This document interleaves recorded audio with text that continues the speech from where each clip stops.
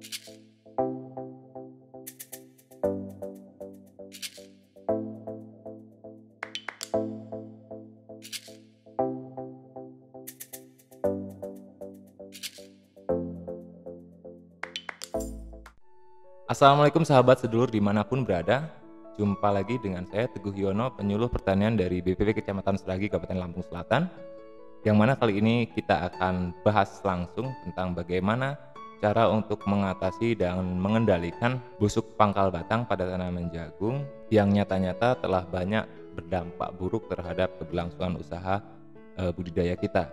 Penyakit ini menunjukkan beberapa gejala ya. Ketika sudah masuk fase generatif, kita akan melihat tanaman yang terserang ini akan menunjukkan perubahan warna pada pelepah daun, terutama yang di bagian pangkal. Daunnya berubah menjadi warna kecoklatan. Dan ketika pelepah itu kita buka, kita akan melihat batang jagung yang seharusnya hijau segar itu berubah menjadi agak kekuningan. Ketika kita belah, itu biasanya batang bagian dalamnya itu berlendir, kemudian berbau. Nah, karena batangnya seperti ini, tanaman jadi nantinya akan mudah roboh ketika tertiup angin, dan pada tahap lanjut ini akan menghentikan hasil penyerapan unsur hara dari dalam tanah oleh akar ke bagian atas tanaman, sehingga pengisian buah atau biji tidak akan optimal, daun-daun kemudian mengering sebelum waktunya. Penyakit ini sendiri disebabkan oleh kombinasi serangan berbagai jenis patogen jamur dan bakteri. Contohnya ada jamur Coleoptrichum dan juga jamur Fusarium dan bakteri Erwinia. Biasanya penyakit ini menyerang ketika musim hujan, ketika curah hujan tinggi, terutama ini akan berdampak lebih buruk pada kebun-kebun yang ditanam dengan jarak tanam yang relatif rapat dan penggunaan pupuk urea yang terlalu tinggi. Nah, untuk mengendalikan penyakit ini ada 8 hal yang bisa kita lakukan dalam budidaya jagung kita. Pertama, persiapan lahan ya. Persiapan lahan utamanya ketika musim hujan, ini kita buat supaya lahan kita tidak tergenang air. Artinya drainase harus berjalan dengan baik. Kita buat bedengan, kemudian siringan yang sebisa mungkin membuat aliran air di lahan itu bisa berjalan dengan baik.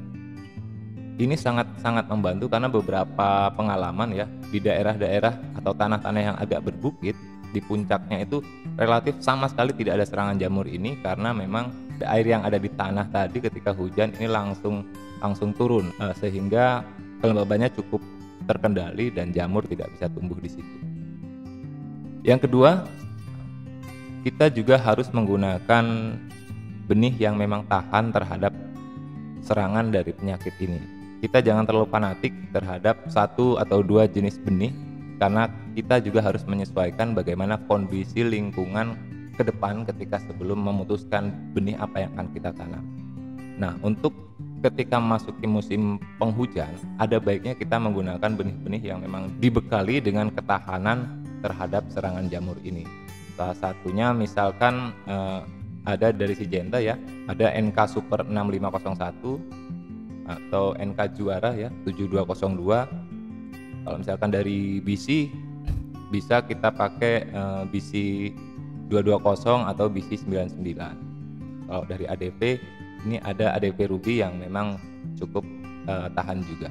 Nah, artinya itu tadi, kita tidak bisa serta-merta hanya berpatok pada satu jenis varietas jagung. Kita harus bisa lihat bagaimana kondisi lingkungan ke depan ya, dengan kita bisa lihat informasi dari BMKG tentang curah hujan seperti apa, iklim ke depan seperti apa. Ini kita harus siasati dan kita pilih benih atau varietas yang memang bisa menghadapi atau survive di lingkungan perakiraan tersebut. Berikutnya nomor 3 ya, kita bisa gunakan pengaturan jarak tanam ya. Ini sama, kita harus pertimbangkan bagaimana kondisi lingkungan ke depan. Contoh misalkan ketika masuk musim hujan, kita biasanya misalkan kita gunakan jarak tanam 70x20 dengan 1 lubang 1 biji. Untuk menjaga populasi atau jumlah tanaman yang sama, kita bisa pilih atau gunakan jarak tanam 7x40 dengan 1 lubang 2 biji ya. Sehingga lingkungan di sekitar bawah tanaman ini sirkulasi udaranya bisa baik dan mencegah kelembaban yang terlalu drop, dan menjaga supaya jamur penyebab penyakit busuk batang tadi tidak tumbuh di sana. Atau akan lebih bagus jika kita gunakan jarak tanam sistem jejer legowo ya, yang memungkinkan sirkulasi udara bisa berjalan dengan baik. Misal kita gunakan jarak tanam 80 kali 40 kali 20. Nomor 4, kita juga kadangkali lupa bahwa tanaman selain butuh pupuk NP dan K, tanaman juga butuh unsur seperti kalsium dan magnesium. Kalsium terutama ya. Di sini kita bahas kalsium karena memang kalsium itu memberikan ketahanan lebih terhadap dinding sel dari si batang. Karena bagaimanapun si jamur tadi bisa masuk ke tanaman karena dinding selnya rapuh, lemah. Nah, si jamur bisa menginfeksi dan masuk ke dalam batang. Nah, oleh karena itu kita juga perlu gunakan, jika memungkinkan dari sisi pembiayaan ya, kita gunakan dolomit. Selain juga bisa memberikan kecukupan kalsium, ini dolomit juga bisa meningkatkan pH, kemudian pada akhirnya bisa meningkatkan optimalisasi penyerapan unsur hara di batang. Kalau bicara tentang bagaimana kita meningkatkan pH di lahan pertanian kita memang agak berat, terutama di komoditas jagung yang memang space keuntungannya relatif kecil ya. Tapi untuk diketahui saja, untuk meningkatkan 1 poin pH itu dibutuhkan sekitar 2 ton dolomit per hektar. Artinya ketika kita ingin, misal lahan kita pH-nya 4,5, kita ingin naikkan ke 4,6 itu kita butuh 2 ton. Nah, dolomit ini kita berikan ketika olah tanah, kita bisa berikan supaya bisa terserap dulu di tanah. Karena si dolomit ini sifatnya agak panas. Kalau kita berikan ketika tanaman sudah ada, apalagi masih kecil, kadang-kali bisa berdampak negatif terhadap pertumbuhan perakaran. Nah, yang berikutnya nomor 5, ini kita perlu siasati pencegahan penyakit busuk pangkal batang ini dengan menggunakan pemupukan berimbang.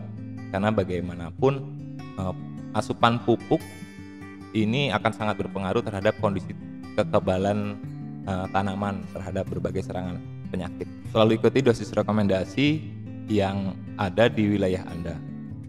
Bisa Anda tanyakan ke penyuluh atau ke Balai Penyuluhan Pertanian setempat, karena setiap kecamatan, setiap wilayah itu punya dosis rekomendasi yang berbeda-beda.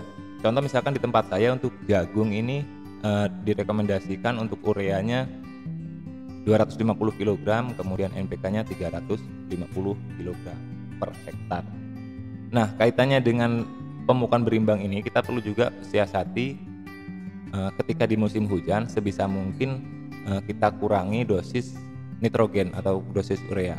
Kalau misalkan biasanya kita pupuk 2 kali jagung dengan dosis misalkan pemupukan pertama urea 50%, NPK-nya 50%, kemudian yang kedua sama 50% dan 50%. Nah, kita bisa kurangi penggunaan nitrogen dengan cara kita gunakan ketika di awal pemupukan pertama sekitar usia 14 hari, kita gunakan ureanya cukup 25% saja. NPK-nya kita gunakan 50% sama, kemudian pemupukan keduanya baru kita gunakan ureanya 50%. Nah, sisanya masih ada 25%, ini bisa kita tambahkan untuk tanaman-tanaman yang memang mungkin pertumbuhannya agak kurang. Tapi kalau misalkan sudah cukup bagus ya kita simpan saja pupuknya untuk musim depan. Dan jika memungkinkan secara dari sisi pembiayaan ya, kita juga bisa tambahkan pupuk KCL. Ini sangat bermanfaat untuk meningkatkan kekebalan tubuh tanaman terhadap serangan atau infeksi si jamur dan bakteri penyebab busuk pangkal batang tadi. Di beberapa tempat 80 kg KCL per hektar ini sudah cukup untuk menurunkan atau meminimalkan gejala serangan busuk pangkal batang. Nah, yang keenam, kita juga bisa terapkan pengendalian hayati ya yang ramah lingkungan dengan menggunakan agensia hayati. Diketahui bahwa jamur Trichoderma ini jamur antagonis yang sangat berperan terhadap pencegahan penyebar luasan jamur-jamur patogen yang ada di tanah. Kita bisa terapkan ini dengan mengaplikasikan pupuk organik yang sudah diperkaya dengan trichoderma, atau istilahnya belakangan ini disebut dengan trichokompos. Atau jika tidak memungkinkan atau dari sisi pengaplikasian supaya lebih mudah, kita juga bisa aplikasikan Trichoderma bubuk ya, yang banyak di marketplace dijual atau di toko pertanian. Tapi menurut saya sendiri lebih memuaskan kalau kita gunakan Trichoderma yang memang sudah ada di media, misalkan beras atau di dedak, itu kita bisa langsung aplikasikan ke pupuk organik atau pupuk kompos, kemudian kita tabur di sekitar area tanaman. Yang ketujuh, ini adalah pengendalian yang menurut saya sangat efektif dan juga murah biaya dan menguntungkan khususnya bagi para peternak. Nah, ketika sudah memasuki fase pengisian buah, ada baiknya daun-daun jagung tua yang ada di bagian bawah itu dirempel atau dirempes ya. Kita ambil, bisa kita manfaatkan untuk pupuk organik atau juga kita bisa berikan ke ternak kita sebagai pakan. Nah, perempelan ini tujuannya adalah untuk menjaga sirkulasi udara di sekitar bawah tanaman ini supaya berjalan dengan baik, kelembaban menurun karena memang tidak terlalu banyak daun yang menutupi sinar matahari.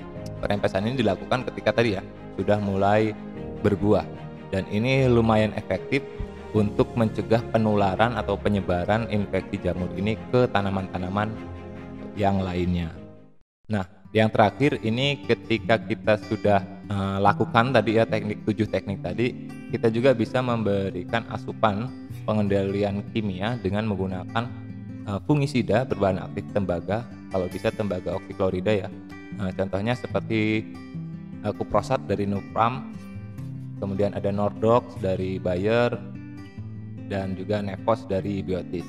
Nah, aplikasi fungisida berbahan aktif tembaga ini sebaiknya tidak dicampur dengan insektisida ataupun pestisida yang lainnya, karena sifat basanya yang bisa menyebabkan penurunan efek yang diharapkan dari insektisida atau pestisida yang lainnya. Nah, kita bisa gunakan ini dengan dosis anjurannya sekitar untuk Kuprosat ya.